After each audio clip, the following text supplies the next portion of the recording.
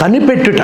ఈ భూమి మీద ఒక్కొక్కరు ఒక్కొక్క దాని కొరకు కనిపెడతా ఉంటారు. పిల్లలైతే యవనస్తులుగా ఎప్పుడు అయిపోతామని, యవనస్తులైతే ఎప్పుడు సెటిల్ అయిపోతామని, సెటిల్ అయిన వారు అందరూ కూడా ఇంకా ఎంత సంపాదించాలని జీవితాంతం ఎదురు చూస్తూనే ఉంటారు. ఆఖరి రోజులో చావు కొరకు. ఇలా మనిషి యొక్క బ్రతుకు ఎదురు చూపుల్లోనే గడిచిపోతుంది, నిరీక్షణలోనే గడిచిపోతుంది. కానీ ఈ నిరీక్షణ మనలో జీవమును కలుగు చేయదు.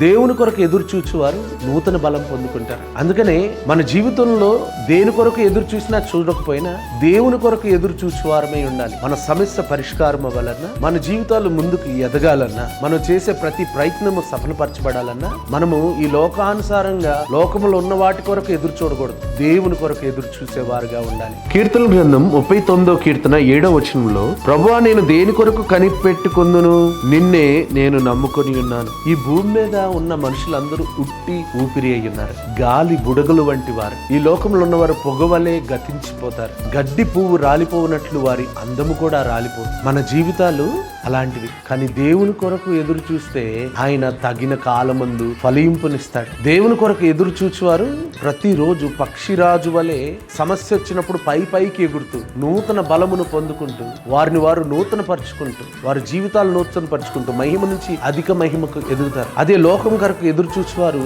మరి రోజు రోజుకి దిగజారిపోతూ ఉంటారు. వయసు మీద పడుతున్నప్పుడు వారిలో బలం తగ్గుతూ ఉంటుంది. కానీ బైబిల్లో దేవుని నమ్ముకున్న వారి యొక్క బలము ఎదగడం మనం గమనిస్తూ ఉంటాం. 100 సంవత్సరాలప్పుడు పిల్లోడిని కన్నా అబ్రహాము కావచ్చు, నోవాహు 500 సంవత్సరాలప్పుడు ఓడ కట్టిన నోవాహు కావచ్చు, 80 సంవత్సరాలప్పుడు ఇజ్రాయేలీలను లక్షల మంది జనములను ఫరో సైన్యము నుంచి విడిపించి తీసుకెళ్లిన మోషే కావచ్చు. ఇలా చెప్పుకుంటూ పోతే బైబిల్లో అనేకులు ఇదిగో బలము లేదు అన్న వయసులో దేవుడు బలమును ప్రసాదించు. మరి ఈ రోజు మనము ఎలాంటి పరిస్థితిలో ఉన్నా సరే దేవుని కొరకు ఎదురు చూచువారమై ఉండి ఆశీర్వదించబడదుము గాక. God bless.